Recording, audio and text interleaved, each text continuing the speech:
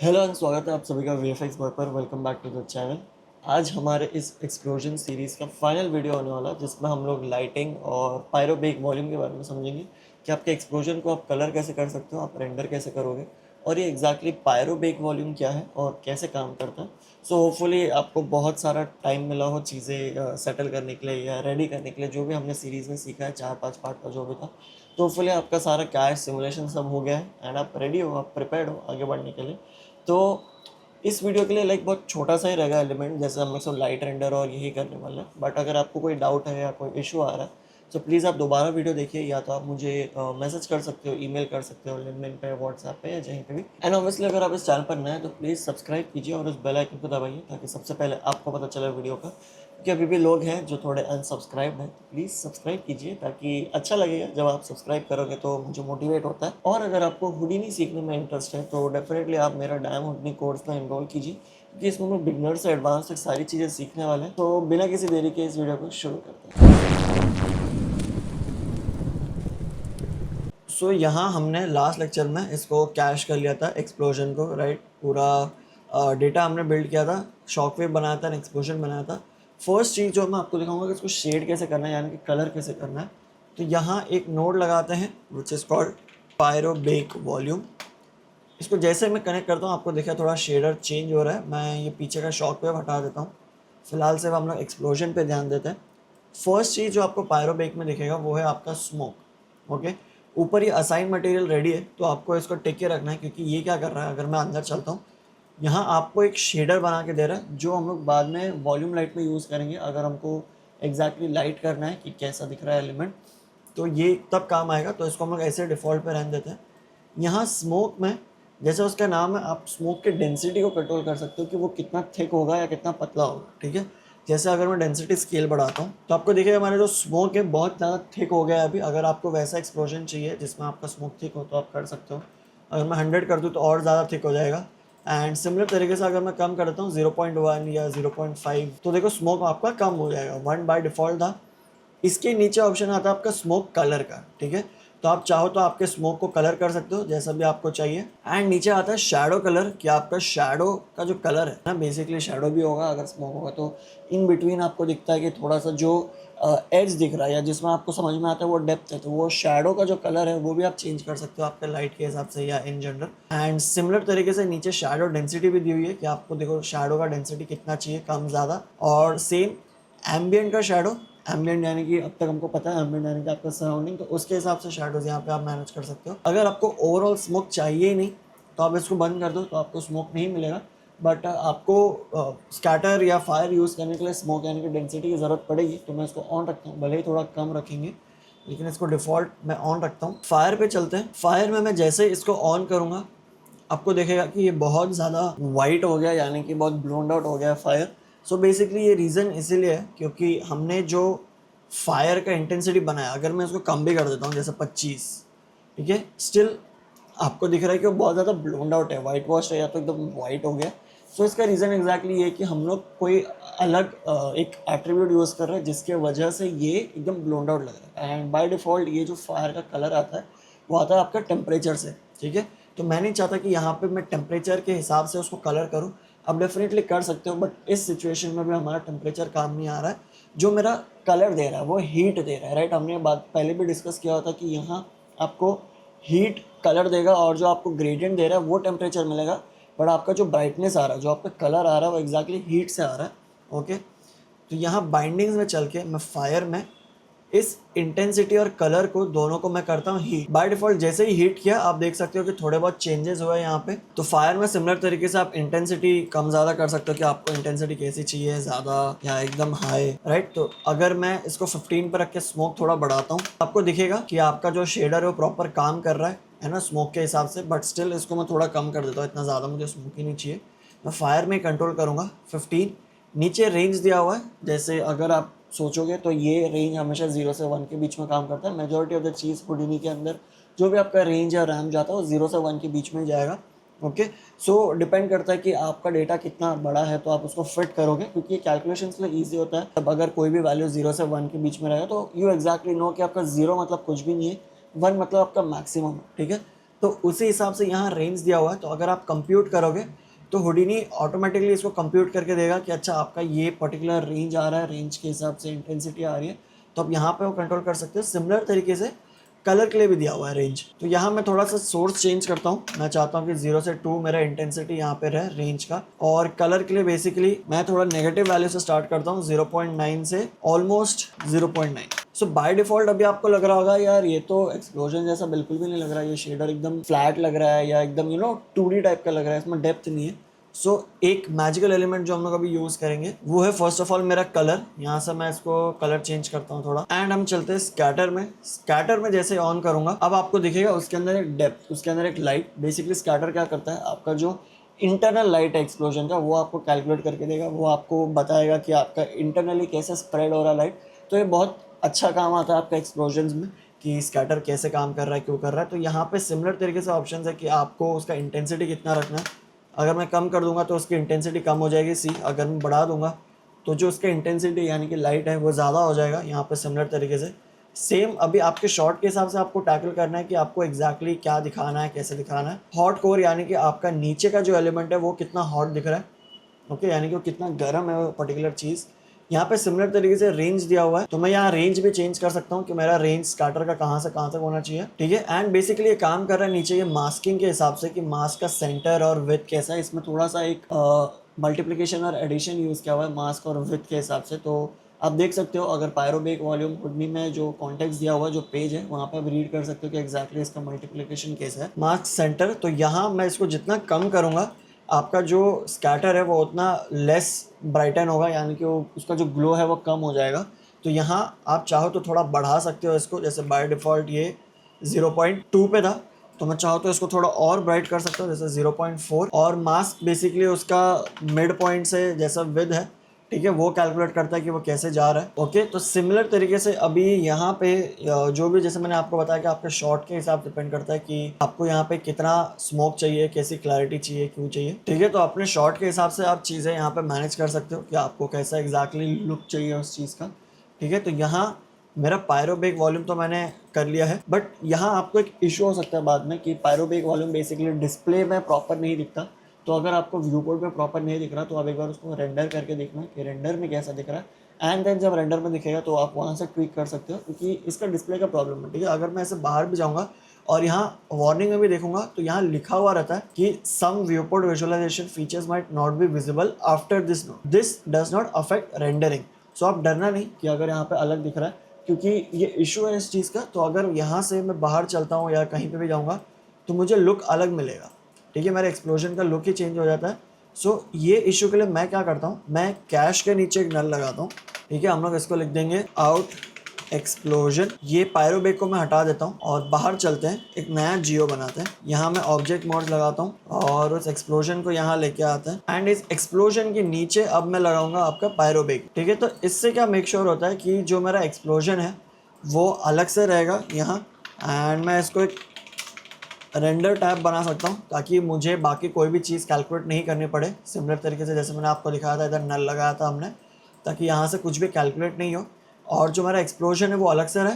Similar तरीके से आप शॉकवेव के लिए भी बना सकते हो कि आपका शॉकवेव अलग से रहना चाहिए, अलग से रेंडर होना चाहिए। तो ये मेरा पूरा शेडर रेडी है, मुझे अभी फ़िलहाल ऐसे ही पसंद आ रहा है। हम रेंडर करके देखेंगे कैसा दिख रहा है, और फिलहाल के लिए इसको ऐसे ही रखते हैं। यहाँ इसको लाइट करने के लिए सिर्फ दो ही चीज़ हमको ज़रूरत है, एक तो आपका एनवायरनमेंट लाइट, दूसरा है आपका वॉल्यूम लाइट, ठीक है। इसको बाय डिफॉल्ट ऐसे रेंडर करके देखते हैं फर्स्टली कैसे दिख रहा है ये। तो मैं आउट कॉन्टेक्स्ट में चलता हूँ, यहाँ मंत्रा जो डिफॉल्ट है वो हटा देता है, मंत्रा लेते हैं एक नया। यहाँ ऑब्जेक्ट्स में मैं कैंडिडेट के बदले फोर्स ऑब्जेक्ट्स करता हूँ रेंडर एक्सप्लोजन, कि मैं चाहता हूँ कि मेरा सिर्फ जो एक्सप्लोजन है वही रेंडर हो, बाकी सारी चीज़ें रेंडर ना हो। तो मैं यहाँ मंत्रा पे आके इसको डिफ़ॉल्ट रेंडर करके देखते हैं कैसा दिखता है। तो यहाँ अभी मेरा जो स्मोक है बहुत ज़्यादा ब्लोन्ड आउट दिख रहा है, तो मैं इसकी इंटेंसिटी थोड़ी कम कर देता हूँ, जैसे 8 करते हैं, एंड स्टिल ये ऐसा दिख रहा है। तो मैं इसका जो कॉन्स्टेंट है वो रैम्प यूज़ करूँगा ताकि एक रैम्प रहे, ठीक है। ये रैम्प इसके हिसाब से काम करेगा। सी ये जो कलर जा रहा है 0 से 1 के बीच में, तो मैं इसको थोड़ा कंट्रोल करता हूँ ताकि मेरा स्मोक प्रॉपर बने, ताकि जो एक्सप्लोजन का डिटेल्स है वो मुझे यहाँ देखने मिले। सी राइट, तो मैं दोबारा री रेंडर करता हूँ एक बार, ठीक है। तो बेसिकली मेरा जो शेडर है वो प्रॉपर काम कर रहा है, तो यहाँ इस तरीके से दिख रहा है। So I think this is working अच्छे तरीके से। मैं यहाँ अभी एक लाइट लगाता हूँ, इसको पॉज करते हैं, ठीक है। आप चाहो तो यहीं से डायरेक्टली एक ऐसे स्काई लाइट या एनवायरनमेंट लाइट लगा सकते हो, बट लाइट्स के लिए चलो हम यहाँ ऊपर से एक स्काई लाइट लगाते हैं। ओके, तो बाय डिफॉल्ट वो चीज़ें यहाँ पे आ जाएंगी, स्काई लाइट और सनलाइट दोनों। इसको मैं एक स्नैप ले लेता हूँ, दोबारा रेंडर करते हैं। राइट, ज़्यादा फर्क नहीं है, लेकिन अगर मेरे पास स्मोक होता तो आपको दिखेगा कि स्मोक के पास थोड़ा सा और इंटेंसिटी दिख रहा है लाइट के हिसाब से। राइट, क्योंकि ऑब्वियसली एक एक्सप्लोजन है तो इसका ऑलरेडी एक लाइट सोर्स है, तो यहाँ पे एक्स्ट्रा ऐसे कुछ बाहर से आएगा तो ऐसा नहीं कि एक्स्ट्रा उस पर एमिशंस देगा या आपको रिफ्लेक्शंस देगा, but still this is an explosion. तो जब जहाँ स्मोक एरिया है, जहाँ पे थोड़ा डार्क एरियाज है, वहाँ पे लाइट से वो शेडोज़ ख़त्म हो, तो इसको हम रहने देते हैं। यहाँ सिमिलर तरीके से कैंडिडेट में मुझे सब नहीं करना, मैं इसको स्पेसिफिक रखता हूँ। भले ही मेरे पास 2 लाइट्स है, बट जैसे से गुड प्रैक्टिस के आप स्पेसिफाई करो आपको एग्जैक्टली क्या चीज़ रेंडर करनी है। तो यहाँ मंत्रा पे रहने देते हैं। यहाँ अब इसको मैं बंद करके चलते हैं यहाँ, और फिर मैं बनाता हूँ एक जियो लाइट, ठीक है, यानी कि एक वॉल्यूम लाइट बनाते हैं। तो वॉल्यूम लाइट के लिए सिंपली क्या करना है, ये जो आपका रेंडर एक्सप्लोजन है इसको मैं सेलेक्ट करूँगा। ऊपर से हम लोग जाते हैं यहाँ वॉल्यूम लाइट में, थोड़ा सा टाइम लगेगा उसको कैलकुलेट करने को, ठीक है। जैसे ही वो हो जाएगा आपको दिखेगा कि यहाँ एक नया लाइट बन गया which is called volume light. तो मैं इसको सबसे पहले क्या करूँगा कि ये व्यू पोर्ट में भी हैवी होता है, तो इसको सिलेक्ट करके आप इनेबल इन व्यू पोर्ट बंद कर दो, एंड ये जो विजुअलाइजर है वो भी बंद कर दो, ताकि व्यू पोर्ट पे आपका हैवी नहीं हो और यहाँ व्यू पोर्ट में दिखे नहीं, वरना यहाँ कैलकुलेशन करता रह जाएगा और बहुत हैवी होगा, ठीक है। तो फर्स्ट थिंग, ये ऑटोमेटिकली इसने एक्सप्लोजन ले लिया।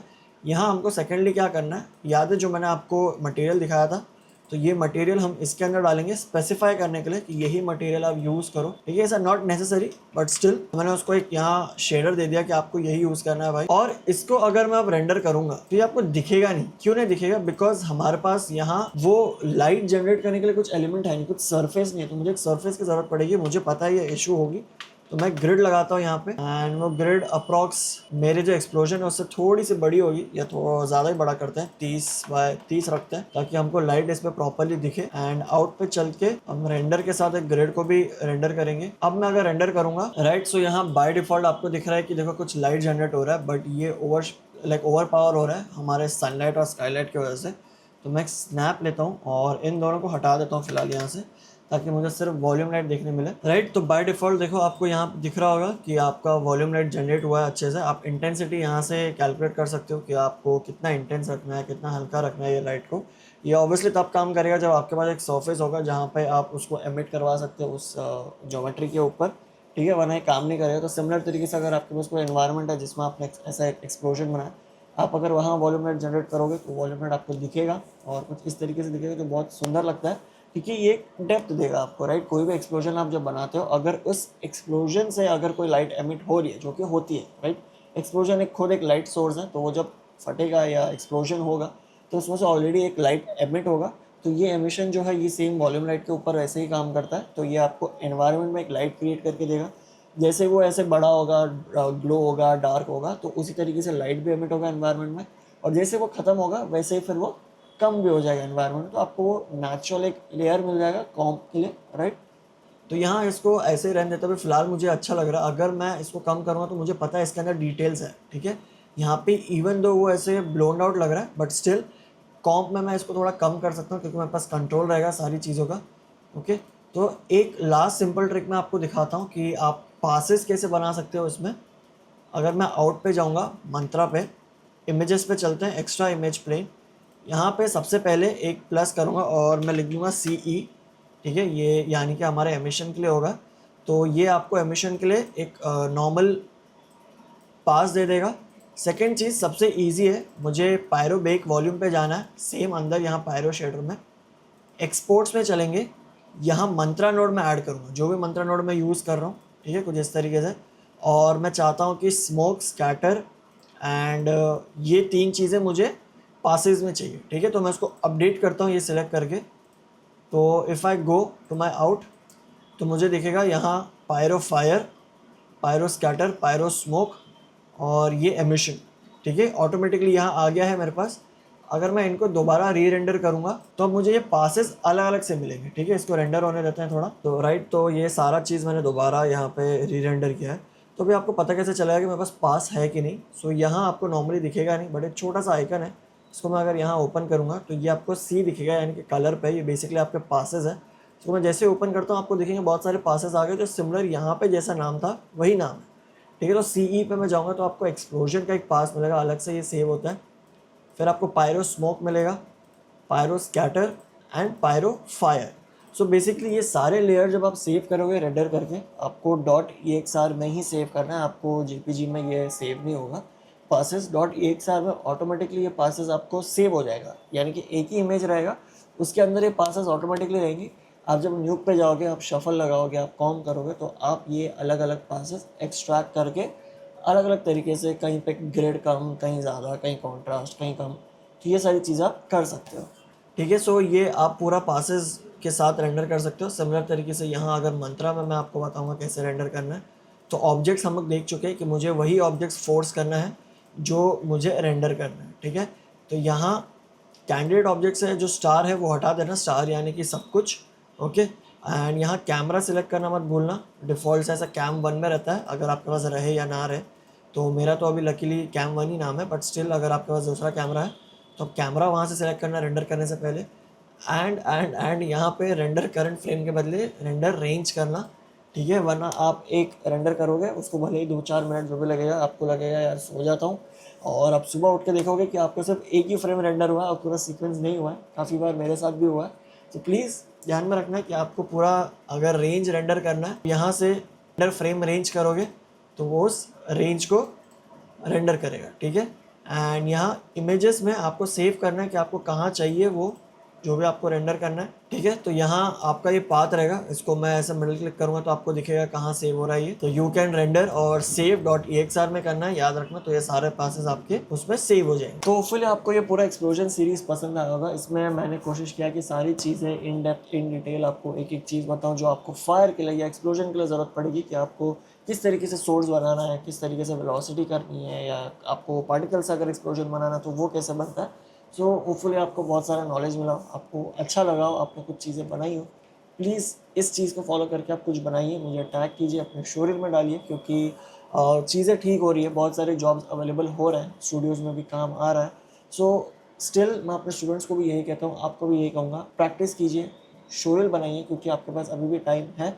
कोविड की तरह इसको इमेजिन कीजिए, बट वीएफएक्स के लिए, कि आपके पास अभी समय है, दुनिया रुकी हुई है, तो वो उठ के जाने का वेट मत करो कि वो लोग जब चले जाएंगे फिर आप शुरुआत करोगे, नहीं। अभी वो लोग रुके हुए हैं, तो आपका ये फ़र्ज़ बनता है कि आप उसके हिसाब से प्रिपेयर करो, आप चीज़ें सीखो और कुछ बनाओ, ताकि जब वो लोग कहें कि बता तूने क्या किया 6 महीने में, तो आप बता सकते हो कि मैंने ये किया 6 महीने में, आप मुझे काम दो। ठीक है। तो ये आपको ध्यान में रखना है, चीज़ें उस हिसाब से बनानी है। बहुत सारे ट्यूटोरियल्स ऑनलाइन अवेलेबल है, यूट्यूब पर है या मेरे ही चैनल पर है, तो आप देख सकते हो। इंडियन यूट्यूबर्स भी बहुत है या फॉरेनर्स भी है, तो आपको जहाँ से माल मटेरियल मिलता है सीखने के लिए, आप सीखो। ठीक है। बट सीखना ज़रूरी है, चीज़ें बनाना ज़रूरी है। प्लीज़ शोरील बनो। और अगर आपको अभी भी नहीं ध्यान या आपको नहीं समझ में आ रहा कि मैं कहाँ से शुरुआत करूँ और हुडिनी कैसे सीखना है, तो डेफिनेटली आपको पता है कि डायमंड हुडिनी कोर्स है, जहाँ पर मैं चीज़ें सिखाता हूँ आपको एकदम बेसिक से स्क्रैच से एडवांस तक। अगर आपको कुछ भी नहीं आता तो भी चलेगा, क्योंकि मैं आपको एकदम शुरू से एकदम बताना है, क्योंकि हम छोटे छोटे पार्ट जो है कि यूआई कैसे काम करता है, फिर एट्रीब्यूट्स क्या है, फिर हुडिनी कैसे काम करता है, कौन सा डिपार्टमेंट्स कैसे होते हैं, क्या काम करता है, ये सारी चीज़ें अगर आपको सीखने, आपको इंटरेस्ट है और आपको एक गाइडेंस चाहिए, तो डेफिनेटली नीचे दिए हुए नंबर पर मुझे कॉल कीजिए या मुझे मैसेज कीजिए कि आपको एनरोल करना है, और मैं आपको उस ग्रुप में ऐड कर दूँगा। सो होपफुली आपको पसंद आए। अगर आप इस चैनल पर नए हैं तो प्लीज़ सब्सक्राइब कीजिए और उस बेल आइकन को दबाइए, क्योंकि आपका सब्सक्रिप्शन बहुत मैटर करता है मेरे लिए, मुझे अच्छा लगता है मैं नई चीज़ें बनाऊँ। इसके बाद मुझे कमेंट में आप बताइए कि आपको कौन सा एक सीरीज़ देखना है इन डिटेल, इन डेप्थ, जो एक्सप्लोजन के बाद हम कर सकते हैं। एंड अगर आपको नहीं पता तो ये सारी चीज़ें आप वोट आउट भी कर सकते हो, नीचे दिया है मैंने व्हाट्सएप का लिंक, तो आप उस ग्रुप को ज्वाइन कीजिए, वहाँ पे भी मैं सारी चीज़ें डालता हूँ, ऐसे मैं पूछता रहता हूँ कि आपको क्या चाहिए, क्या पसंद है, क्या नहीं। सो प्लीज़ सब्सक्राइब कीजिए एंड बने रहिए। इस वीडियो के लिए सिर्फ इतना ही, तब तक के लिए आप सीखते रहिए एंड क्यूरियोसिटी बनाए रखिए। Thank you.